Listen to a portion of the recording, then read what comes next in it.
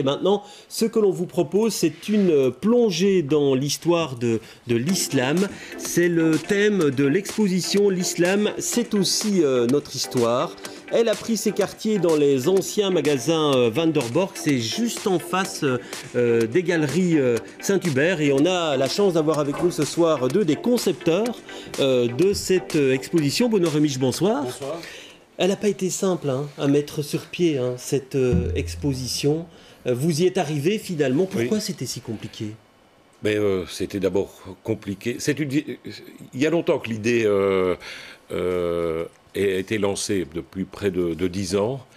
Ça a été compliqué de trouver les financements. Donc et c'est le contexte de l'actualité. Alors le contexte a rendu les choses, ce qui s'est passé depuis les événements tragiques de Paris, ça a encore complexifié la donne, à la fois pour trouver un lieu. Il y a un an, vous nous aviez reçus ici et nous avions une exposition, mais pas de lieu. Et puis voilà, elle va s'ouvrir vendredi.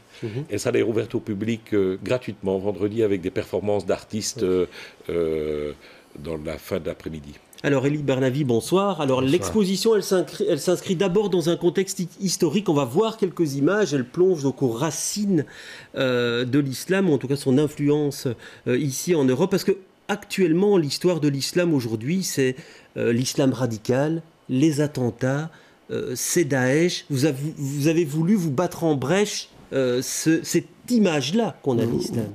Vous évoquez l'histoire de l'islam, mais en fait, nous, on s'intéresse forcément, il y a une dimension histoire de l'islam, mais nous, on s'intéresse à l'histoire de la rencontre de deux civilisations.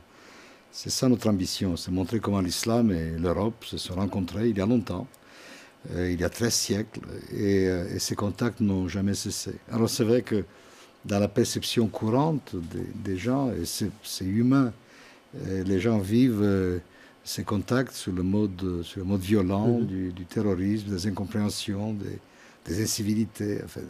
Mais ces contacts vont bien au-delà de cela. Et si on les met dans une perspective historique, on comprend qu'il y a là une histoire riche, longue, et qui débouche sur quelque chose qui est beaucoup plus complexe que ce qu'on imagine. Vous savez, moi je dis toujours, ce que vous dites toujours, la presse parle des trains en retard, jamais des trains qui partent à l'heure.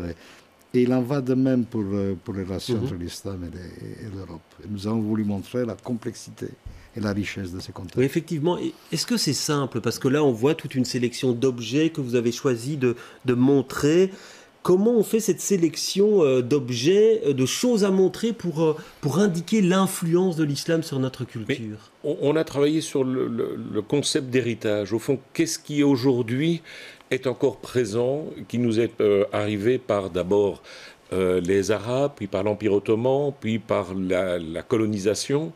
Et donc on a chaque fois travaillé pour chacun de ces héritages, d'abord de montrer quels étaient les flux et les reflux, donc comment est-ce que les Arabes arrivent en Espagne, en Sicile, comment est-ce qu'il y a la reconquête par les royaumes chrétiens de ces territoires, et de voir au fond ce qu'ils ont laissé dans la haute culture, dans la civilisation matérielle, dans le langage, dans les saveurs, dans la musique.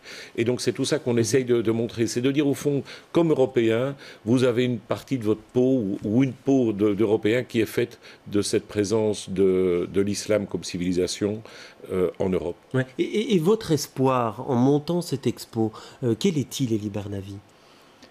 Eh bien que les visiteurs sortent de cette exposition en disant « Tiens, j'ai appris des choses que j'ignorais, la situation n'est pas si terrible que ça, elle est parfois désagréable, mais il y a de la place pour l'espoir, et surtout, je veux en savoir davantage. » En fait, une exposition, c'est surtout fait pour cela, c'est fait pour informer en amusant et pour donner envie d'aller plus loin. Oui. Alors ça, il y a une partie historique, on l'a bien vu, on va voir maintenant des images puisqu'il y a une partie artistique. Vous avez donné carte blanche à des artistes en disant « Donnez-nous, vous, votre vision de l'islam, quitte à provoquer ». Oui, donc on a travaillé à la fois avec des œuvres existantes et puis on a donné quelques cartes blanches à quelques artistes de pouvoir créer. L'idée, c'était de dire on aborde 5 thèmes qui nous semblent être importants, des questions que n'importe quel citoyen se pose aujourd'hui, et on a regroupé des œuvres d'art, non pas les asservissant à propos qu'on aurait eu, mais en faisant réfléchir, en se disant tiens, c'est un peu plus compliqué, ou bien ça peut se lire dans les deux sens, et c'est avec des artistes contemporains accompagner les questions actuelles. C'est ce qui nous semblait être le plus fort. J'ai eu souvent tendance à dire nous ne sommes pas des prêtres en chair de vérité qui devions annoncer une quelconque bonne parole, mais par contre d'aider à réfléchir et de réfléchir dans ce qui est une exposition, c'est-à-dire quelque chose qui se visite à plusieurs. Parce qu'on a l'impression, Elie Barnavi, qu'aujourd'hui, c'est presque impossible de parler de l'islam de manière sereine. J'espère que nous prouvons que ce n'est pas le cas.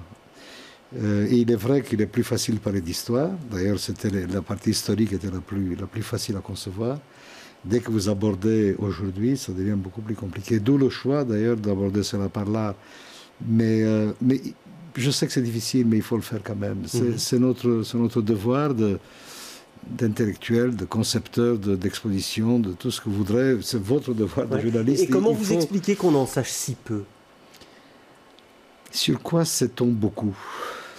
Dès que vous creusez un peu, on s'aperçoit que l'école est ainsi faite, que les moyens de communication sont ainsi faits, que finalement, notre savoir est très fragmentaire et insuffisant, et on sait peu sur tout. Mais je dirais qu'il y a des domaines où il est essentiel d'en savoir davantage, parce qu'il n'y a rien de pire que l'ignorance. L'ignorance crée de la peur, et la peur crée de la méfiance et de la violence. Et on s'aperçoit que dès que l'on creuse un peu, nous avons fait d'expériences merveilleuses avec nos expositions, vous arrivez à percer un peu cette carapace, tout s'ouvre et tout devient possible. Et dans l'expo, tous ces thèmes dont on parle beaucoup aujourd'hui, le port du voile, les menus dans les écoles, ou même Daesh, l'islam, la radicalisation, comment vous arrivez à en parler?